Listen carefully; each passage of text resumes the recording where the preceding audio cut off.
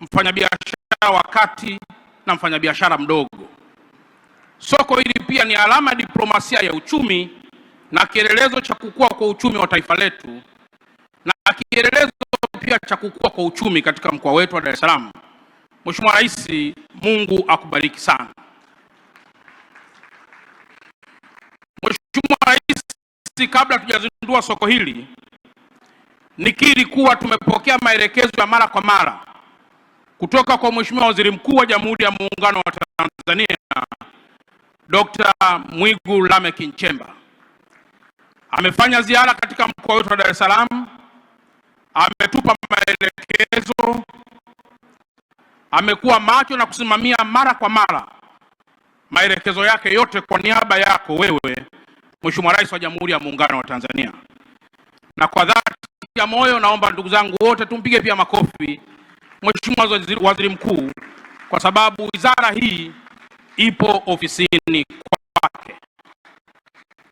Mheshimiwa Rais, nishukuru tena Mheshimiwa Waziri wetu wa Nchi, Ofisi ya Waziri Mkuu, Tawala za Mikoa na Serikali za Mitaa, Mheshimiwa Profesa Shemdoe, naye amekuwa bega kwa bega kuhakikisha halali ili kuhakikisha soko hili linakamilika kwa ufanisi na linaanza kutoa huduma, ili nawe Mheshimiwa Rais unapokuja siku ya leo kulifungua liwe katika ubora huu unaouona siku ya leo.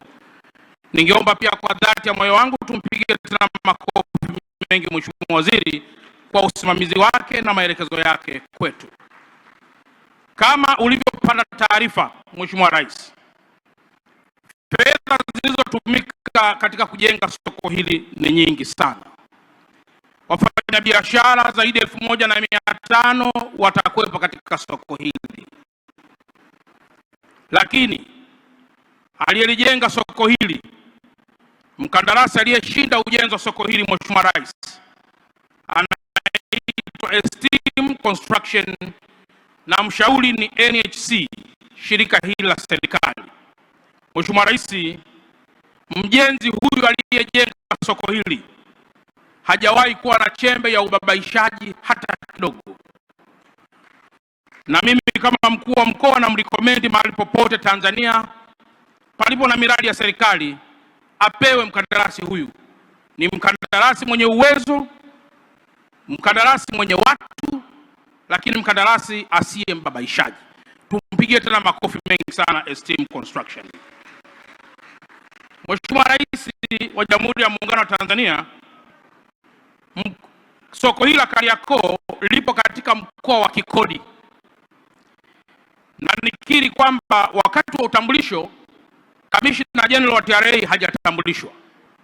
Naomba naye asimame kwa ridhaa yako Mheshimiwa Rais tuweze pia kumuona Kamishna Mwenda. Mheshimiwa Rais, Kariakoo ipo ndani ya mkoa wa kikodi ambao unaitwa mkoa wa kikodi wa Kariakoo. Mheshimiwa Rais, mwaka 2024/25 mkoa huu wa kikodi ulipewa lengo la kukusanya bilioni 142. Lakini Mheshimiwa Rais, mpaka tunafunga mwaka mkoa huu wa kikodi ulikuwa umekusanya bilioni 145.4, sawa na 102% la makusanyo. Lakini pia ile Mheshimiwa Rais, mwaka 2025/26 mkoa huu wa kikodi ulipewa jukumu la kukusanya shilingi bilioni 151. Lakini mpaka kufikia Januari mwaka huu 2026 mkoa ulikuwa umekwisha kusanya bilioni 92.2. Hii inaonekana kabisa tutavuka lengo lile ambalo tumepewa kwa mwaka.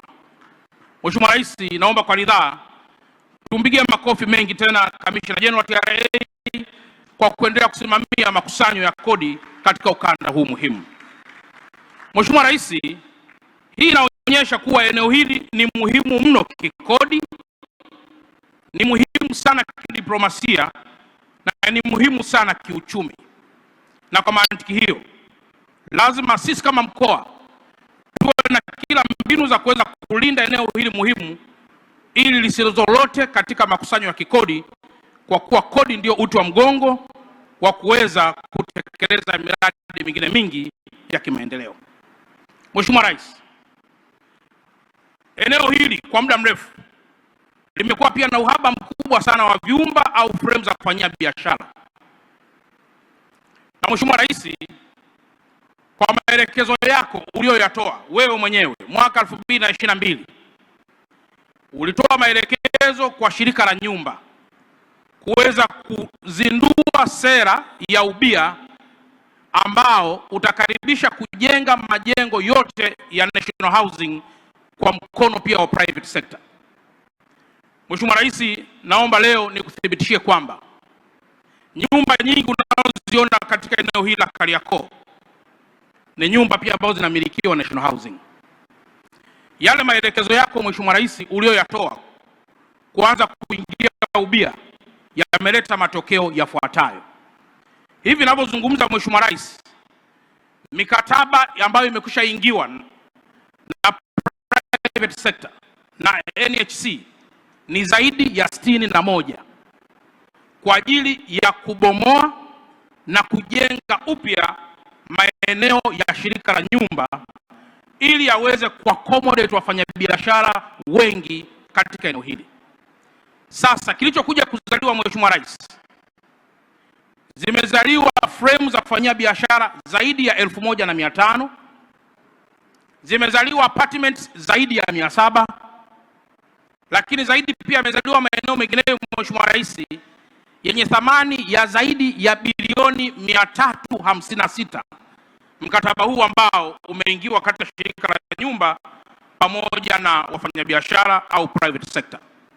Mheshimiwa Rais, kwa dhati ya moyo wangu naomba tukupigie makofi zaidi, kwa sababu sera hii ya ubia isingeweza kuwezekana na wafanyabiashara hawa Kariakoo wangeendelea kujaa barabarani kwa sababu ya uhaba wa sehemu za kufanyia biashara. Sasa kwa sababu ya sera hii imeongeza vyumba vya biashara, mkoa umejipanga kufanya yafuatayo. La kwanza, mpaka sasa tumezungumza na wafanyabiashara wote wakiwemo wafanyabiashara wakubwa na wafanyabiashara wadogo wadogo. Kuanzia sasa barabara zote za Kariakoo ziwe wazi.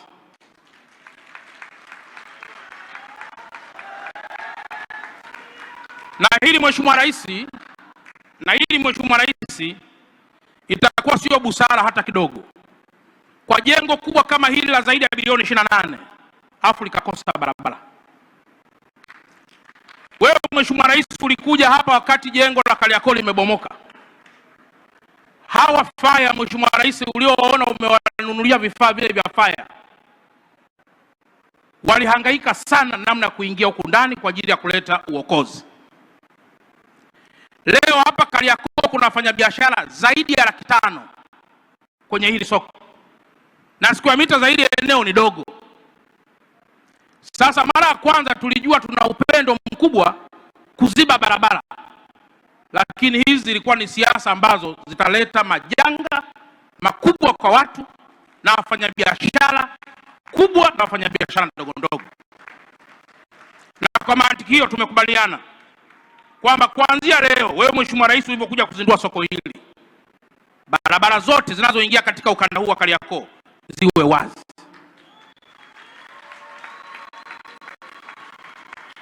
Nafahamu hii inawezekana isiwe jambo zuri sana,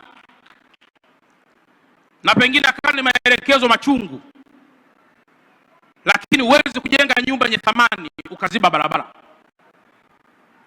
Maana yake hata zile gharama ambazo tunazichaji hapa ndani hazitakuwa na maana yoyote kama barabara imezibwa. Hii barabara ya Pemba tumefungua, barabara zingine zote zimefunguliwa. Kwa hiyo Mheshimiwa Rais, naamini kwamba